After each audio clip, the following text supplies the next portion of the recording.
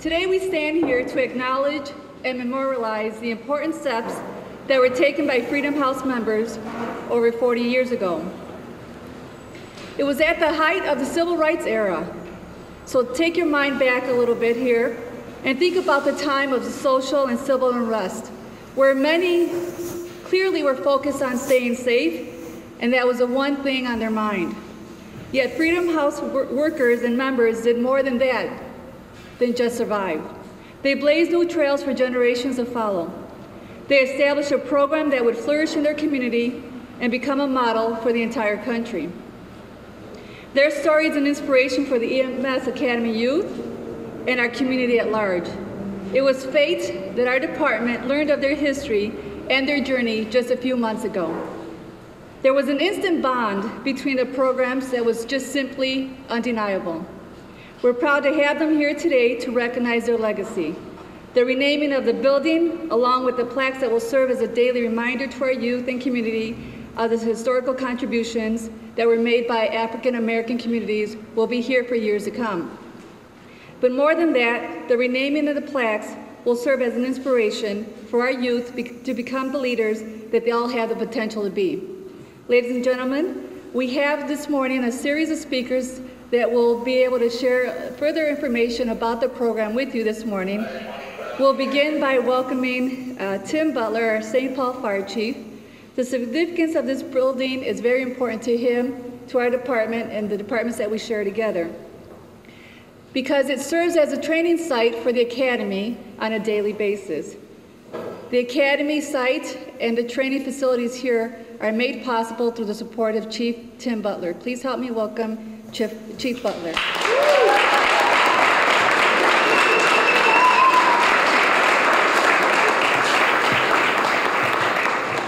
Good morning, ladies and gentlemen. Welcome to Fire Station 51. The station was built in 1965 and was in continuous operation until the spring of 2010. In the summer of 2010, a dedicated group of volunteers from Ember Hills Community College, the City of St. Paul, the St. Paul Fire Department, transformed this old firehouse into a unique learning center for emergency medicine.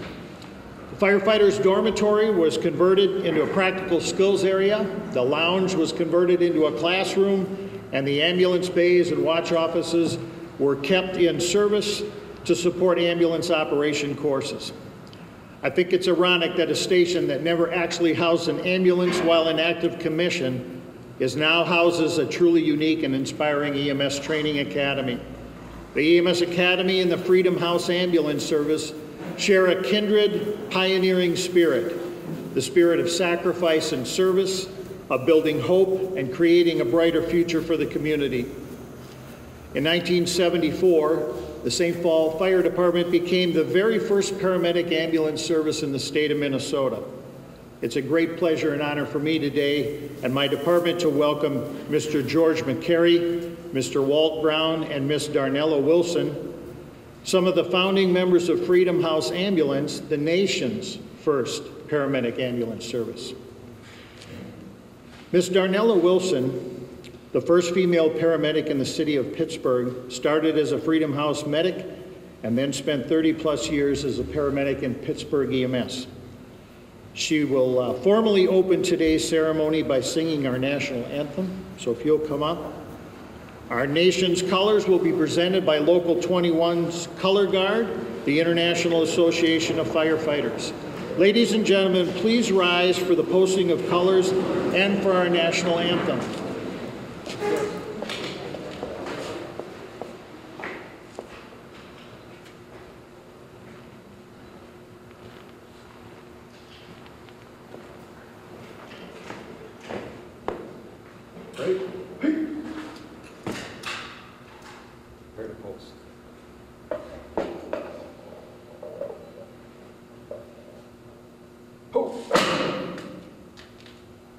Oh, say, can you see by the dawn's early light what so proudly we hailed at the twilight's last gleaming, whose broad stripes and bright stars through the perilous fight, o'er the ramparts we watched were so gallantly streaming, and the rocket's red glare, the bombs bursting in air, gave proof through the night that our flag was still there. Oh, say does that star-spangled banner yet wave o'er the land of the free and the home of the brave.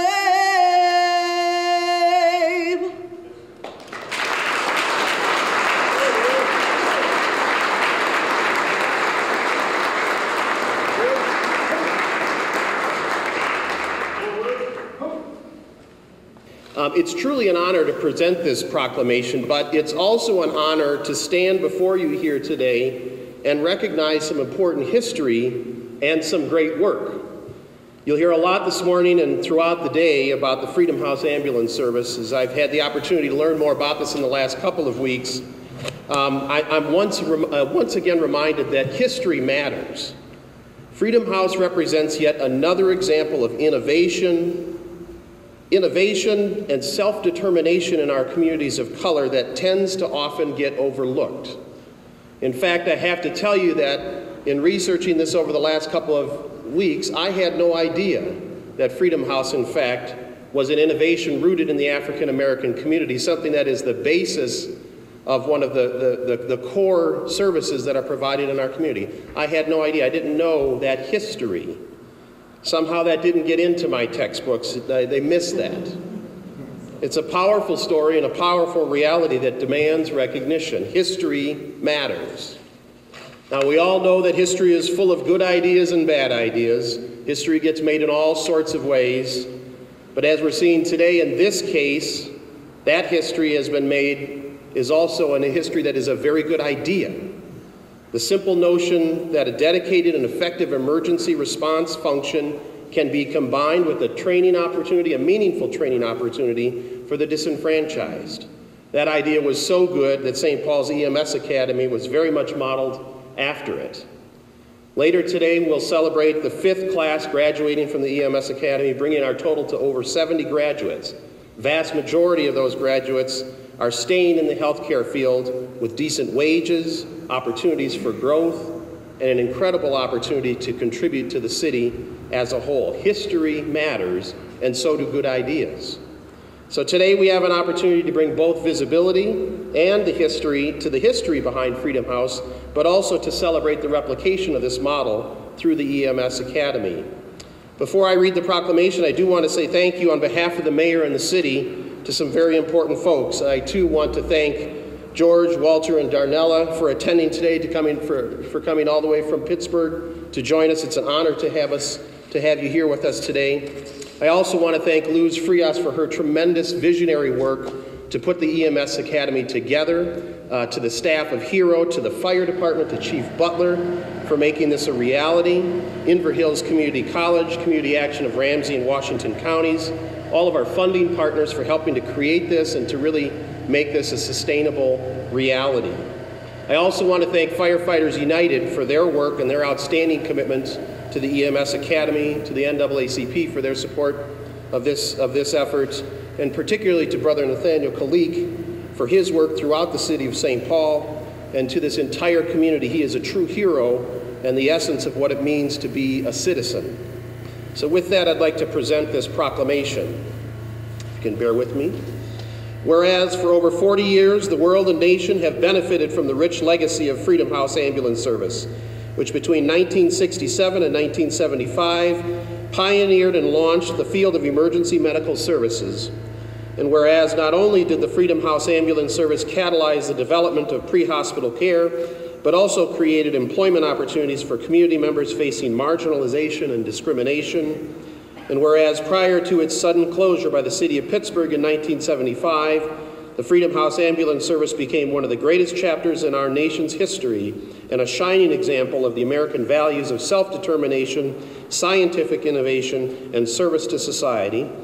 And whereas the City of St. Paul strives to uphold the legacy of Freedom House through its support of the St. Paul EMS Academy, a nationally recognized emergency medical technician certification program for underrepresented young adults. Now therefore, I, Christopher B. Coleman, Mayor of the City of St. Paul, do hereby proclaim Monday, April 16th, 2012 to be Freedom House Ambulance Day in the City of St. Paul. Thank you so much.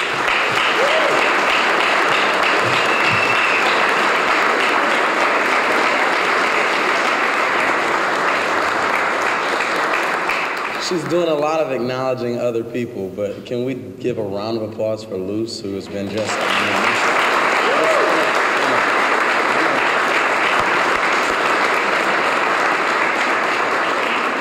I could not begin to tell you the number of cool things in this city that have started with Luce Frias telling somebody, I've got a cool idea. And I've come to know that when I get that phone call to just sort of stop everything and listen, because invariably it certainly is a cool idea. She is moving on soon, and we're going to really miss her leadership here in the City of St. Paul. But not too much, because we'll still require her leadership here in the City of St. Paul.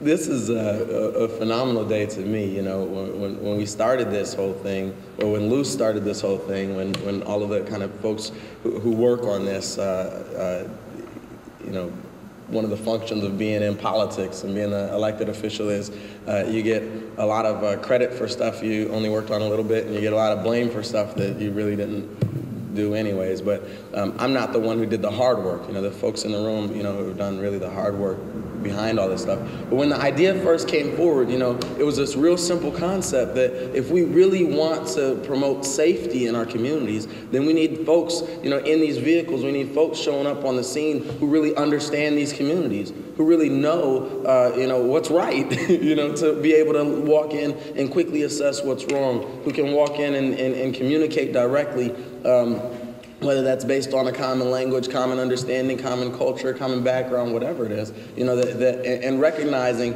that there's a direct connection between our ability to field a diverse field of first responders and our ability to deliver first-rate public safety services in a city as diverse as St. Paul.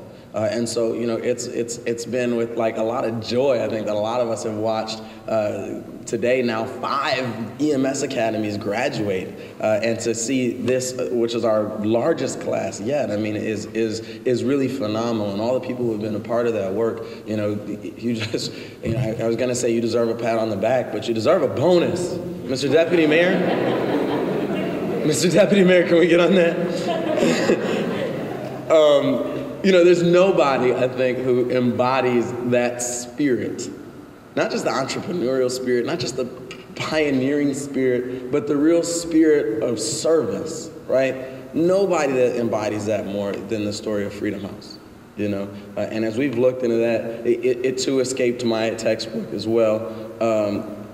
But as we look into that story and see people who, you know, really saw a hole, really saw a need in their community, and saw fit to step forward and fill that need and say, you know what, if not us, then who? You know, if not now, then when, you know? And so I'm honored, as we should all be, by Mr. McCary, Mr. Brown, Ms. Wilson, your service and also your presence here today to come all the way to St. Paul to participate in this celebration with us. It really means a lot. Each year I get the honor of speaking briefly at the EMS Academy, and I try to do my best to kind of impart on our graduates the fact that what you carry is so much more than just a simple responsibility to yourself, you know. And the opportunity that you've been given through this, involves a responsibility to all of the graduates of the EMS Academy who have come before you. It involves a responsibility to all the graduates who we intend to bring through this program after you. It involves a responsibility to all the people who have funded this, all the people who in our city who rely on our high quality services, and it certainly involves a responsibility to the pioneers who sit in this front row today. Thank you so much for your service, and thank you so much for your service. Thanks everybody for being here.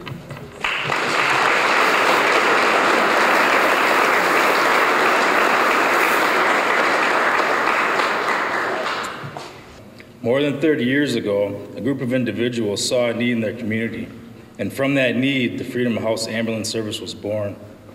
This idea would become so much more than they could have ever imagined. Today, we are here to recognize and honor these men and women. I have no doubt that we can never really know all the many difficulties that these men and women faced. Now, let's fast forward to 2009. We're in St. Paul, Minnesota, and audacious and improbable experiment is now taking place. It's called the EMS Academy.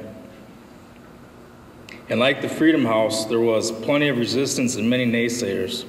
And also, like the Freedom House, the individuals behind the EMS Academy saw a need in this community. Where most people just talk, these people actually do.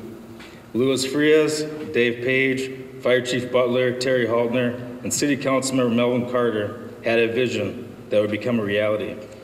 And like the Freedom House members, the EMS Academy will someday be so much more than what they could ever possibly imagine. Changing people's lives in this community for the better, becoming a model for other cities around the country. It gives me great pride that we now have our own place in history and our own Freedom House. I hope this house serves as a reminder to future generations for what a dedicated few can accomplish. Lastly, I would like to take a second to acknowledge and thank Terrence Steinberg from the EMS Academy Program Assistant for discovering this history and bringing it to us here in St. Paul. Thank you.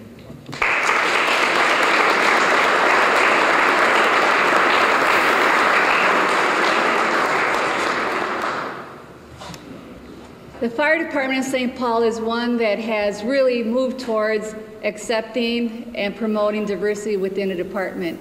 It's not an easy task. We all know that. There are diversity issues regarding gender, there are diversity issues regarding language, and diversity issues regarding race. But the way we approach that is to go head on and partner with other individuals in the community and other organizations to have an academy and a program such that we have. And it's with that partnership that I'm really thankful for with Chief Tim Butler that I'd like to welcome at this point. As Lou said, it isn't easy growing a diverse crop of EMS people, and I use the word crop because it's kind of like farming. You got to put the seed in the ground, you got to water it, you got to tend it, you got to care for it, and ultimately someday you'll get results. And I'm seeing the results today, and it's kind of like a pyramid scheme. We're going to teach you, you're going to teach others, they're going to teach others. Think of the lives that you're going to save. I don't know what history books people read. I read a lot of history books about the fire department and EMS. I didn't hear this story in the history books either. I think we're going to rewrite some of that history and recognize that here today. To formally recognize the pioneering spirit done by the members of Freedom House Ambulance Service and the indelible mark they left on the nation's EMS service, and also to memorialize today's proclamation of Freedom House Ambulance Day, the fire department is officially renaming this fire station Freedom House Station 51. In addition, the city, Inver Hills Community College, McAllister College, and a number of other private and public partners are installing 2 plaques to mark the occasion.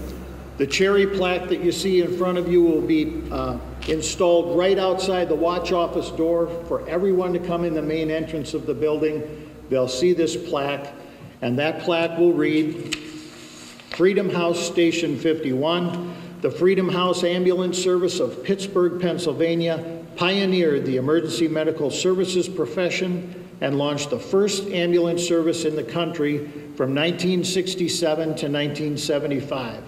As inaugural employees, George McCary III, Walter Brown Jr., and Darnella Wilson faced racial tension and resistance in their line of duty. They demonstrated courage by withstanding the daily hostilities and providing life-saving efforts for the broader community. On this day, the City of St. Paul honors their achievements and personal sacrifice by proclaiming April 16th, 2012 to be known as Freedom House Ambulance Day, April 16th, 2012, and it will contain the names Walter Brown Jr., Darnella Wilson, and George McCary III. In addition, the outside of the station will have a plaque installed right outside the main entrance. That's the aluminized plaque you see here, and it says Freedom House Station 51. In recognition of the innovation and dedication of the Freedom House Ambulance Service, the St. Paul Fire Department hereby recommissions this station, home of the EMS Academy, as Freedom House Station 51. Freedom House Ambulance Service of Pittsburgh, Pennsylvania launched in advance the first modern ambulance service in the country from 1967 to 1975. The St. Paul EMS Academy aspires to continue the Freedom House tradition of providing opportunities for all individuals, advance the emergency medical services profession, and include providers of diverse ethnicity, cultures, and language abilities. It's marked with the Freedom House Ambulance logo and the St. Paul Fire Department logo, and it's dated April 16th, 2012.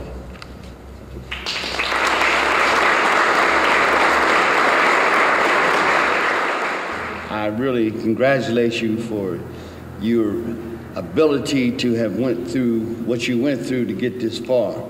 And for me to come up here to see you was a pleasure, I guarantee it. I'll take this memory for a long time.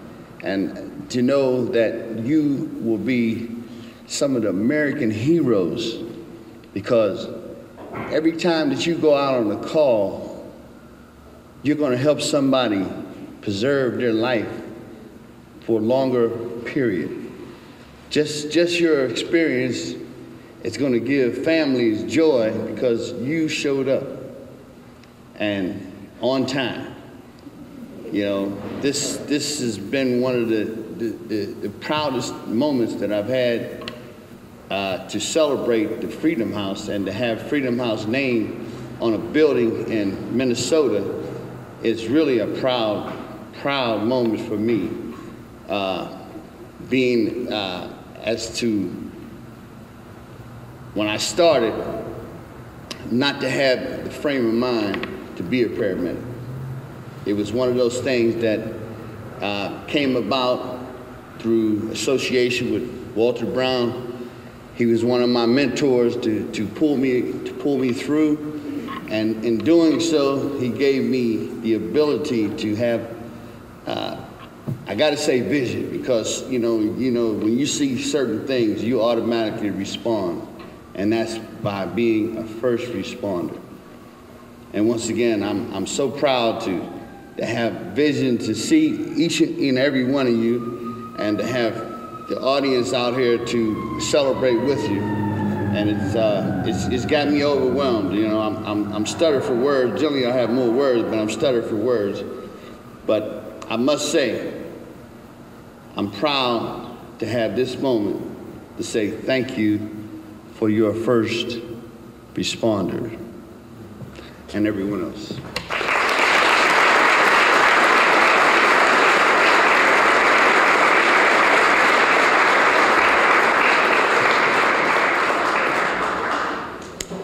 One of the other partnerships that I can't begin to not acknowledge this morning, I know he's been acknowledged already by Deputy Mayor Williams, but former president of NAACP, Nathaniel Kalik, is here with us this morning. And the NAACP, under his leadership and thereafter, continues to be an incredible partner. And please help me just welcome Nathaniel Kalik to our presence this morning. Thank you.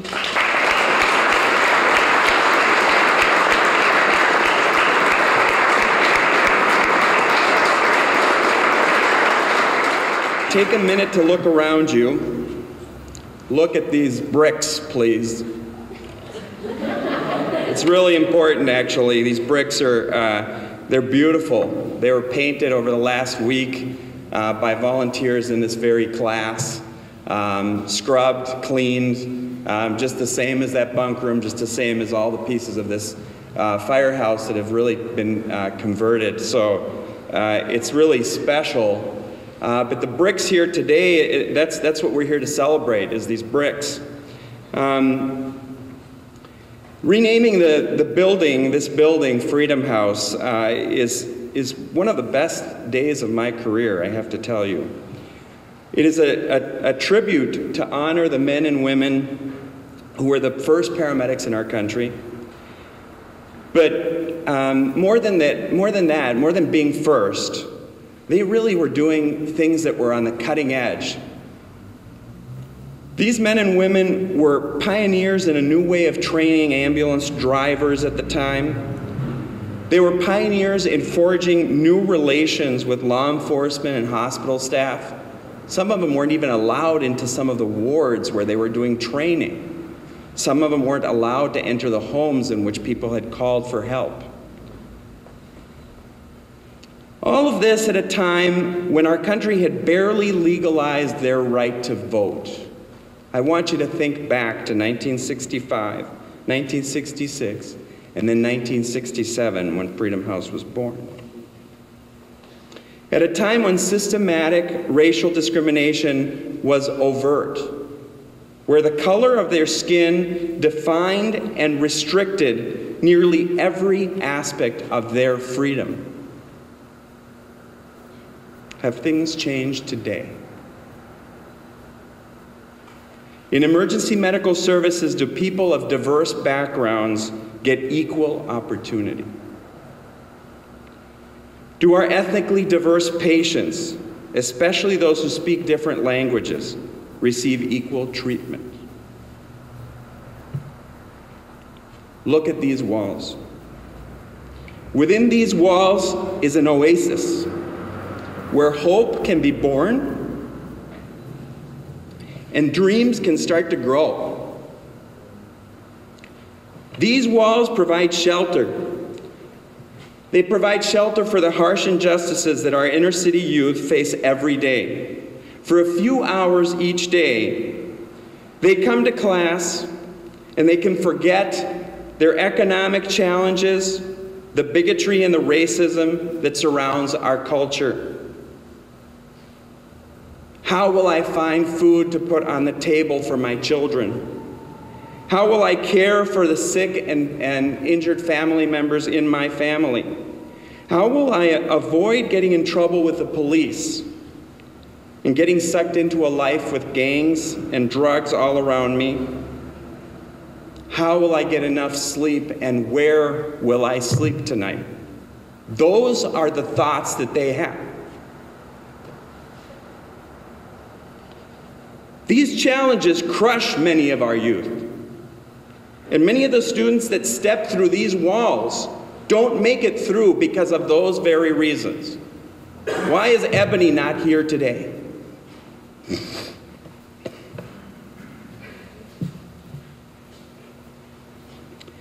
The work that happens every day in this facility is nothing short of a miracle.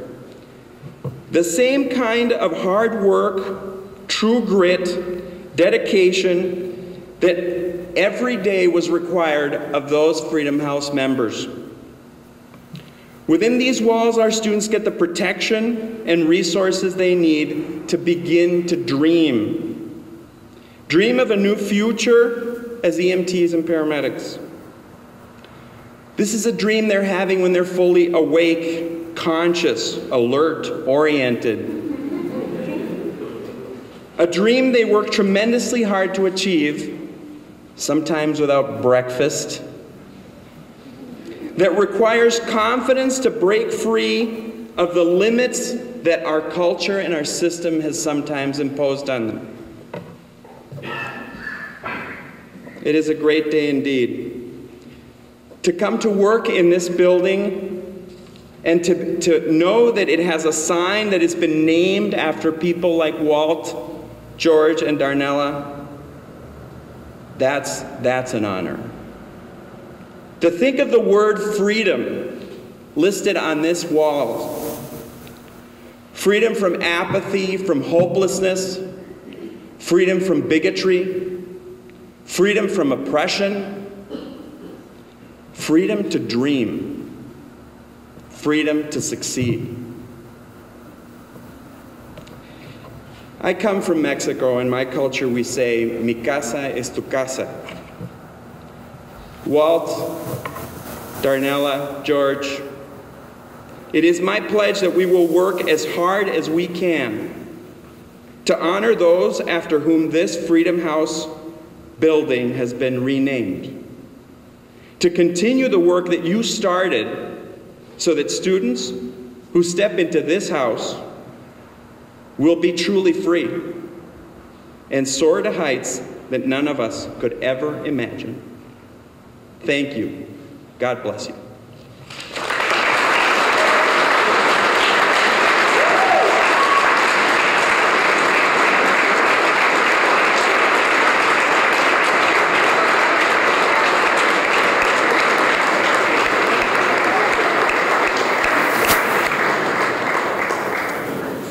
Now you know what I was talking about when I talk about his energy and his passion. It just resonates through and through in everything that he does.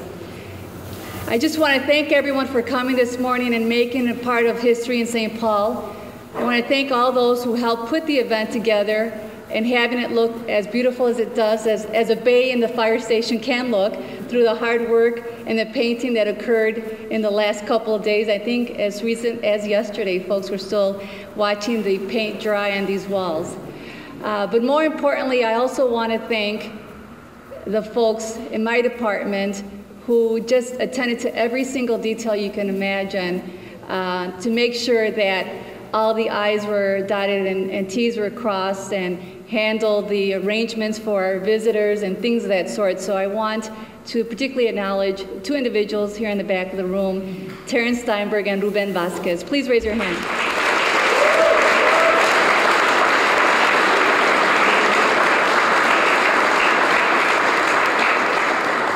With nothing more, please stick around for a couple of minutes, enjoy some of the refreshments that are here, have some time to meet with our guests and share your experiences with them, and take some photos with this incredible vehicle that we have here, and just enjoy. Thank you for coming.